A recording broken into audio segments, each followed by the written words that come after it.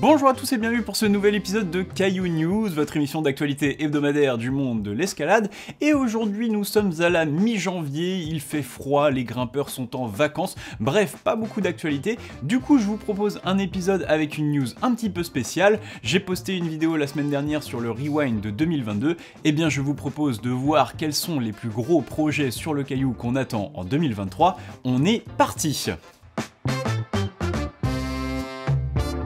Et le premier très gros projet de cette année 2023, vous le connaissez puisqu'on en a parlé il y a très peu de temps dans les Caillou News, il nous vient d'Italie et il s'agit de la voie Excalibur ouverte par les Italiens Maurice Fontanari et Christian Dorigati pour qu'un autre Italien, Stéphane Ghisolfi, s'attelle à sa libération. En fait à la base ce dernier n'était même pas de la partie, le projet vit le jour en février 2020 quand les deux amis cités plus haut prospectaient dans le coin afin d'ouvrir de nouveaux blocs. En passant, ils apercevèrent la ligne et décidèrent de l'ouvrir, interpellés par son évidence. Malheureusement, une fois la voie ouverte, les deux compères se firent joyeusement raccompagner à la sortie par le videur, comprenant que la voie était bien trop dure pour eux. Et c'est alors qu'ils contactèrent Stefano pour leur venir en aide. La voie, elle, est très courte, une petite vingtaine de mouvements, et très déversante avec des pieds et des talons à placer très haut sur de petits picots et de minuscules prises, avec des mains tout aussi petites réparties entre réglettes et pockets. Et si vous voulez la voir un petit peu plus dans le détail, l'Italien en a justement fait une vidéo pas à pas très détaillée dont je vous mets le lien en description. Mais si la voie a fait parler d'elle, c'est surtout que Stefano a invité plusieurs gros grimpeurs à l'essayer avec lui.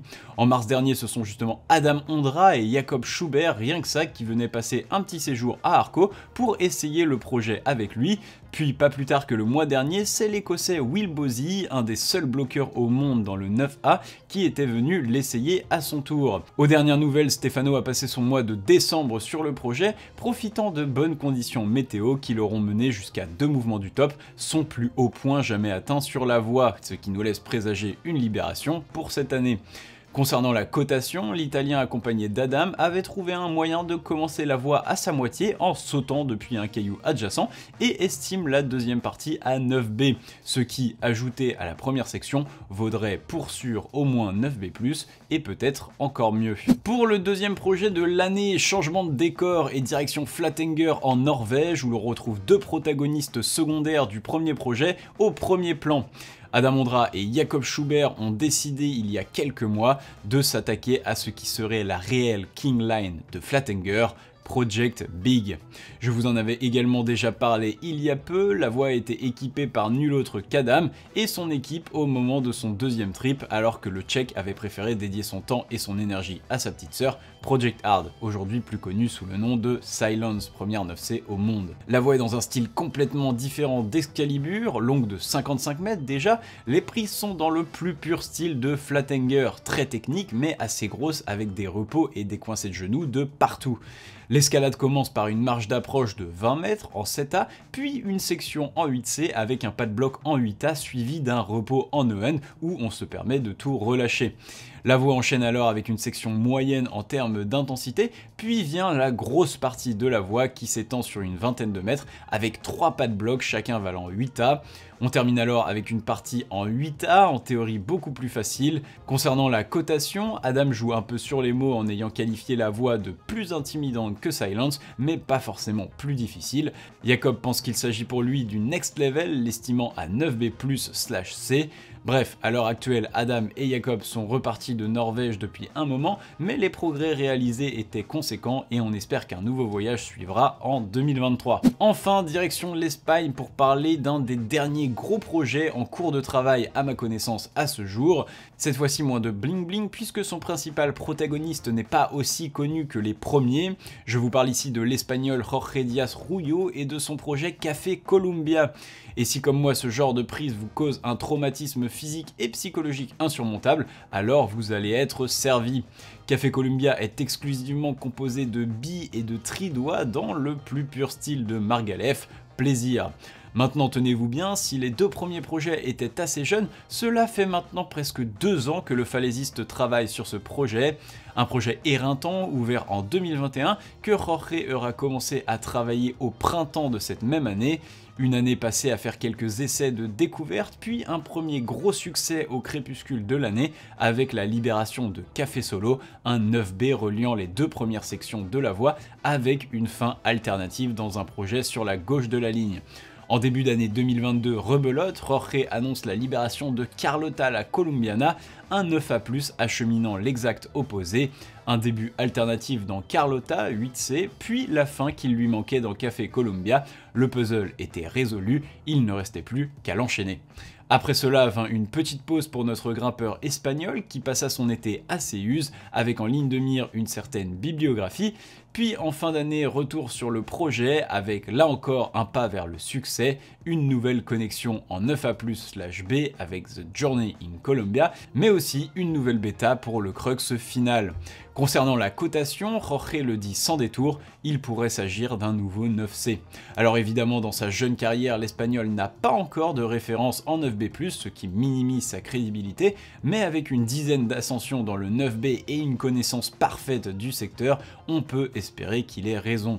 En ce début d'année, l'Espagnol vient de dépasser la barre des 100 jours de travail dans son projet et nous annonce qu'il est encore plus motivé que jamais à faire tomber la ligne. Quand je pense que j'ai du mal à me concentrer plus de 20 minutes sur l'écriture de mon texte, je lui dis bon courage. Dans le reste des news, si vous avez regardé ma vidéo sur le rewind de 2022, vous savez que le plus jeune grimpeur dans le 9e degré est français, qu'il s'appelle Théo Blas et qu'il a maintenant tout juste 13 ans. Auparavant plus ou moins inconnu, les feux des projecteurs se sont donc tournés sur Théo depuis cet événement, au point qu'un certain Magnus Midbø fasse le déplacement pour venir l'interviewer, lui et sa famille. Une vidéo que l'on retiendra notamment pour sa façon d'orthographier la ville de, je cite, Montpellier, mais aussi la façon dont le youtubeur sera arrivé de Norvège pour prendre une déculottée par un enfant avec un appareil dentaire. Cette semaine est aussi sorti le film de la première répétition de Wogu, une grande voix mythique d'Europe côté 8C et ouverte en 1998 par Beat Camerlander qui aura attendu 10 ans pour finalement être libéré par Adam Ondra en 2008 qui, rappelons-le, n'avait que 15 ans à l'époque. Le film nous montre donc l'ascension de cette voie par le grimpeur Edu Marine, et si on sent évidemment que la réalisation est un peu homemade, c'est toujours une performance monumentale qui sort en images, donc je le relaye. Et d'ailleurs, petit bonus, si vous voulez découvrir la voie avec une qualité cinématographique et humoristique supérieure, je vous recommande chaudement le film de Cédric Lachat et Nina Caprez sur cette même voie, sorti il y a un peu plus d'1 an, à l'occasion du tournage du film Swiss Way to Heaven, lui aussi excellent. Enjoy! Enfin, dans les sorties vidéo de la semaine, l'américain Sean Raboutou s'invite dans la ronde avec un nouveau vlog en Suisse en compagnie d'Aidan Roberts, et cette fois-ci, fait assez rare pour le signaler, on verra le bloqueur américain se faire ramasser à la petite cuillère par le blog Vecchio Leon Seed Start, à l'époque potentiel 8C+, aujourd'hui libéré par Aidan Roberts, justement, le lien est en description. Et voilà, c'est tout pour les news, et maintenant on passe aux croix de la semaine. Pour commencer la semaine, nous nous rendons sur le secteur de la Mula en Espagne pour la libération d'El Osteopato par Alex Bentaraz qu'il propose 9A, un projet équipé en 2014 par des collègues du grimpeur qu'il avait à l'époque essayé mais trouvé au-delà de ses capacités. Heureusement pour nous, il y est retourné pour les fêtes et après 4 jours de travail et 9 tentatives, il en est venu à bout. Une voie old school, surprise taillée dans un plafond de petits pieds tout en tension. Même si la voie n'est pas naturelle, le falaisiste espagnol reconnaît la qualité des padlocks proposés et invite ses collègues à venir répéter la ligne.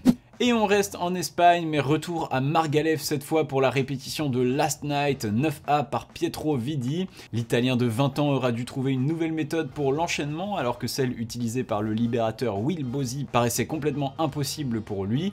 Le grimpeur se dirige maintenant vers Ticino en Suisse pour quelques gros projets de blocs comme Forgotten James 8C ou Primitivo également 8C. Et voilà, cet épisode est maintenant terminé, merci de l'avoir regardé jusqu'au bout. Comme d'habitude, j'espère qu'il vous aura plu. Moi je vous invite à mettre un j'aime sur la vidéo, à vous abonner à la chaîne si ce n'est pas déjà fait, et comme d'habitude à mettre un commentaire si le cœur vous en dit. En attendant, je vous dis à la prochaine pour de nouvelles infos. Tchuss!